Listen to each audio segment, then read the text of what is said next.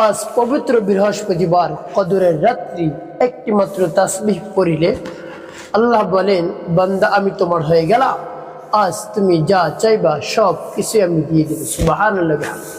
যত আপনার চাওয়া পাওয়া রয়েছে সব চাওয়া পাওয়ার কথা আল্লাহ রাব্বুল আলামিনের কাছে বলবেন। আপনার মনের আশা আকাঙ্ক্ষা বাসনা কামনা আল্লাহ রাব্বুল আলামিন পূরণ করে দেবেন। আপনার মনে যত ধরনের ব্যথা আছে বেদনা আছে সব দূর করে দেবেন যদি একটি মাত্র তাসবিহ আপনি পাঠ করতে পারেন। আল্লাহ রাব্বুল আলামিন খুশি হয়ে যান তার নাম যদি আপনি স্মরণ করেন, নামের জিকির করেন। তো বেশি বেশি আপনি জিকির আজকার তাসবিহ তাহলিল আদায় করবেন। অবশ্যই আল্লাহ রাব্বুল আলামিন আপনাকে অঢেল সম্পদের মালিক বানিয়ে দেবেন। আপনার কপাল খুলে যাবে, ভাগ্যের চাকা ঘুরে যাবে, যা চাইবেন আপনি তাই আল্লাহ রাব্বুল আলামিন দান করবেন। আপনার ভালোবাসার মানুষ চলে গিয়েছে, স্বামী স্ত্রীর মধ্যে দ্বন্দ্ব মহামালিন্য ঝগড়াঝাটি লেগে রয়েছে, সন্তান অবাধ্য, সংসারে শান্তি নাই, অভাব অনটন লেগিয়ে রয়েছে, রহমত বরকত কিছুই নেই।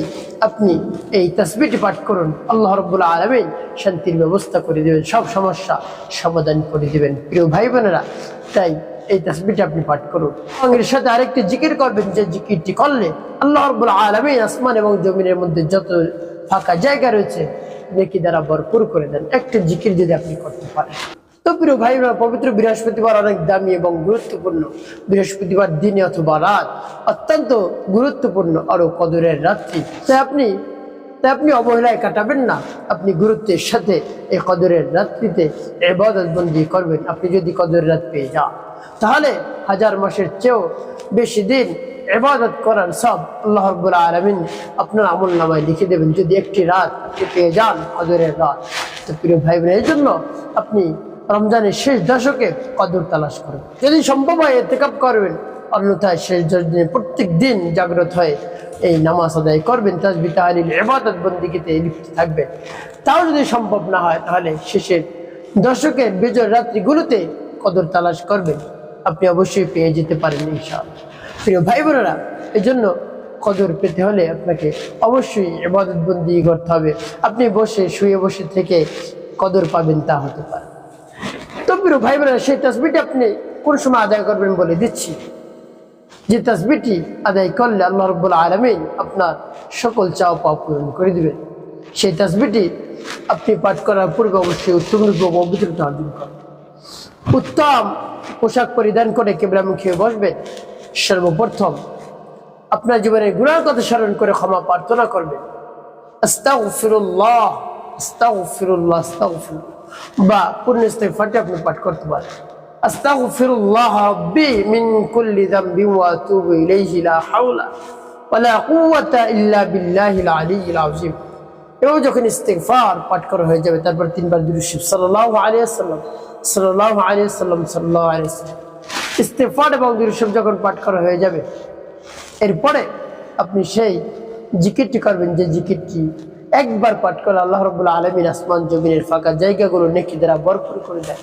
সেই জিকিরটি আমাদের সকলের সুপরিচিত জিকির কালিমা আছে, লা ইলাহা ইল্লাল্লাহ লা ইলাহা ইল্লাল্লাহ লা ইলাহা ইল্লাল্লাহ লা ইলাহা ইল্লাল্লাহ। এভাবে 99 বার পাঠ করবেন। একবার পাঠ করবেন পুরো কালিমা লা ইলাহা ইল্লাল্লাহু মুহাম্মাদুর রাসূলুল্লাহ সাল্লাল্লাহু আলাইহি ওয়াসাল্লাম। এভাবে আপনি পাঠ করবেন। এরপরে তাসবিহটি পাঠ করবেন। তাসবিহটি যখন পাঠ করবেন, পাঠ করার পরে আল্লাহ রাব্বুল আলামিনকে বলবেন, আল্লাহ আমার আমলকে সময়কে কবুল করুন। যে সমস্যা সমাধানের জন্য আমি আমলটি করতেছি সেই সমস্যা সমাধান করে দিন। তো প্রিয় ভাই বোন, আমি সেই দোয়াটি বলে দিচ্ছি, তাসবিহটি বলে দিচ্ছি। তাসবিহটি কতবার পাঠ করবেন, পাঠ করে কি করুন পরে বলে দিচ্ছি। আগে তাসবিহটি সহি শুদ্ধ করে বলে নেই, আমার দেখার নিয়ম অনুযায়ী সেই তাসবিহটি আপনি পাঠ করুন। বিসমিল্লাহির রহমানির রহিম ইয়া যাল জালালি ওয়াল ইকরাম ইয়া যাল জালালি ওয়াল ইকরাম ইয়া যাল জালালি ওয়াল ইকরাম।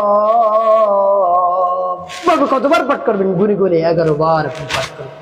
11 বার যখন পাঠ করা হয়ে যাবে শেষে 3 বার দুরূদ ইব্রাহিম পাঠ করবেন। আল্লাহুম্মা সাল্লি আলা মুহাম্মাদিন ওয়া আলা আলি মুহাম্মাদ কামা সাল্লাইতা على إبراهيم وعلى آل إبراهيم إنك حميد مجيد اللهم بارك على محمد وعلى آل محمد كما باركت على إبراهيم وعلى آل إبراهيم إنك حميد مجيد اللهم صل على محمد وعلى آل محمد كما صليت على إبراهيم وعلى آل إبراهيم إنك حميد مجيد اللهم بارك على محمد وعلى آل محمد كما باركت على إبراهيم وعلى آل إبراهيم إنك حميد مجيد اللهم صل على محمد وعلى آل محمد كما صليت على إبراهيم وعلى آل إبراهيم إنك حميد مجيد اللهم بارك على محمد وعلى آل محمد كما باركت على إبراهيم وعلى آل إبراهيم إنك حميد مجيد اللهم صل على محمد وعلى آل محمد كما صليت على إبراهيم وعلى آل إبراهيم إنك حميد مجيد اللهم بارك على